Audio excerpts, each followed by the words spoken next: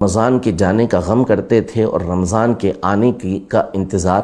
کیا کرتے تھے، کیا کرتے آئے ہیں کہ ہم پورے مہینے عبادت اللہ پاک کی نہیں کر سکے، جیسا کرنا چاہیے تھا ویسا رمضان کا حق ادا نہیں کر سکے۔ یوں ہی امام اہل سنت رحمۃ اللہ تعالی علیہ نے، صدر الافاضل مولانا نعیم الدین مراد آبادی رحمۃ اللہ تعالی علیہ نے اس کے جواز کے اوپر تصریح فرمائی ہے کہ اس کے جائز ہونے میں کوئی شبہ نہیں ہے، اور نہ ہی اس کے اوپر کوئی سختی کرتا ہے۔ جو مناتا ہے سو مناتا ہے، ایسا کام نہیں کرے گا کہ جس کی وجہ سے شریعت مطہرہ کی خلاف ورزی ہوتی ہو۔ بعض لوگوں کو اس حوالے سے یہ غلط فہمی ہے کہ گویا کہ دو طرح کی غلط فہمی ہوتی ہے۔ ایک یہ کہ وہ یہ سمجھتے ہیں کہ یہ کوئی نئی چیز ہے۔ جمعۃ الوداع اس کا مطلب یہ ہوتا ہے کہ اہل ایمان، اہل ذوق یہ رمضان کے آخری جمعہ کو رمضان المبارک کی جدائی کے حوالے سے اظہار غم کرتے ہیں، اور ان کو جو غم اور دکھ ہوا ہوتا ہے کہ رمضان کے اندر وہ عبادت نہ کر سکے جو کرنا چاہیے تھی، نہ جانے ہم اپنی مغفرت کروا سکے نہیں کروا سکے، اس لیے وہ جمع ہو کر کچھ اشعار پڑھتے ہیں، دعائیں کرتے ہیں، التجائیں اللہ پاک کی بارگاہ میں کرتے ہیں۔ تو ایسا کرنا جب نیت حسن کے ساتھ ہے، اچھی نیت کے ساتھ ہے، تو اس میں کوئی حرج نہیں ہوتا۔ بعض لوگوں کو اس حوالے سے یہ غلط فہمی ہے کہ گویا کہ دو طرح کی غلط فہمی ہوتی ہے۔ ایک یہ کہ وہ یہ سمجھتے ہیں کہ یہ کوئی نئی چیز ہے، اور گویا کہ اس صدی میں یہ ایجاد ہوئی ہے، اس سے پہلے اس کا کوئی وجود نہیں تھا۔ دوسرا وہ یہ سمجھتے ہیں کہ اس کو اہل سنت یہ لازم سمجھتے ہیں، حالانکہ یہ دونوں غلط فہمیاں ہیں۔ اول تو قدیم سے ہمارے اسلاف بزرگان دین وہ جمعۃ الوداع یا الوداع ماہ رمضان کے حوالے سے اپنی کتابوں کے اندر بھی تذکرہ کرتے رہے ہیں، اور بزرگوں کے حالات بھی اپنی کتابوں میں ذکر کرتے رہے ہیں۔ مشہور و معروف بزرگ ہیں امام ابو الفرج عبد الرحمن ابن الجوزی رحمۃ اللہ تعالی علیہ، جن کا سن وفات 595 ہجری ہے۔ اس میں انہوں نے انتقال فرمایا، یعنی 6 صدی ہجری کے بزرگ اور معروف ہستی ہیں۔ انہوں نے مکمل ایک رسالہ وداع رمضان کے نام سے تحریر کیا ہے، جو مطبوع بھی ہے۔ اسی طرح حافظ ابن رجب حنبلی رحمۃ اللہ تعالی علیہ،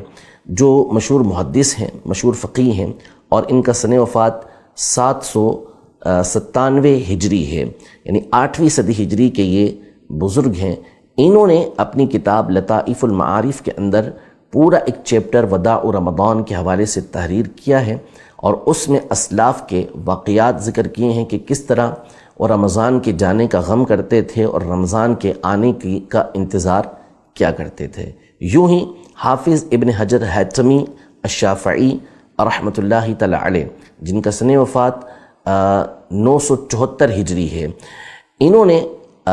اپنا ایک خطبے کا مجموعہ ترتیب دیا جس کا نام ہے النخب الجلیلہ فی الخطب الجزیلہ۔ اس میں آپ نے ایک خطبہ جو ہے وہ خاص اس موضوع پر وداع رمضان کے حوالے سے لکھا ہے۔ یوں ہی حافظ محمد ابن محمد مرتضی الزبیدی الواسطی الحنفی، جن کا سن وفات 1205 ہجری ہے، انہوں نے ایک رسالہ تحریر کیا ہے جس میں انہوں نے خاص طور پہ جمعہ کے اندر جو خطبہ ہوتا ہے وداع رمضان کے حوالے سے، اس کا آپ نے ذکر کیا۔ اسی طرح علامہ ابو الحسنات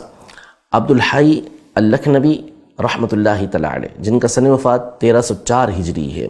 انہوں نے اللطائف المستحسنہ کے نام سے ایک مجموعہ لکھا ہے جس میں پورے سال کے خطبوں کا ذکر کیا ہے، اور اس میں ایک خطبہ آپ نے خطبۃ وداع رمضان کے حوالے سے تحریر کیا ہے کہ جو جمعے کے دن پڑھا جاتا ہے۔ تو یوں اسلاف کا ایک سلسلہ چلتا ہوا آ رہا ہے کہ جو ابتدا سے ہی رمضان کے وداع کرنے کے حوالے سے اور اس پر غم اور غم کی کیفیت کے اظہار کا تذکرہ کرتے آئے ہیں کہ ہم پورے مہینے عبادت اللہ پاک کی نہیں کر سکے، جیسا کرنا چاہیے تھا ویسا رمضان کا حق ادا نہیں کر سکے۔ یوں ہی امام اہل سنت رحمۃ اللہ تعالی علیہ نے، صدر الافاضل مولانا نعیم الدین مراد آبادی رحمۃ اللہ تعالی علیہ نے اس کے جواز کے اوپر تصریح فرمائی ہے کہ اس کے جائز ہونے میں کوئی شبہ نہیں ہے، اور آج تک علماء اہل سنت یہ کام کرتے ہوئے آ رہے ہیں، اور ساری دنیا کے اندر، عرب دنیا کے اندر بھی جو علماء اہل سنت ہیں، جو اہل سنت کے مرکز ہیں، وہاں پر بھی اس کا سلسلہ یہ رہتا ہے۔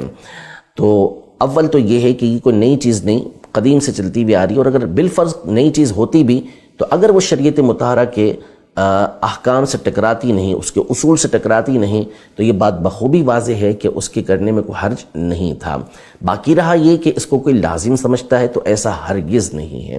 اور نہ ہی اس کے اوپر کوئی سختی کرتا ہے۔ جو مناتا ہے سو مناتا ہے، جو نہیں مناتا اس کے اوپر کوئی حرف نہیں ہے۔ البتہ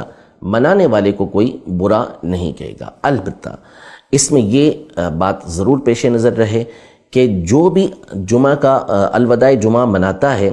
وہ شریعت مطہرہ کے دائرے کے اندر منائے گا، وہ کوئی ایسا کام نہیں کرے گا کہ جس کی وجہ سے شریعت مطہرہ کی خلاف ورزی ہوتی ہو، اور اسی میں سے ایک یہ ہے کہ جو نہیں مناتا اس کو برا بھلا نہیں کہا جائے گا۔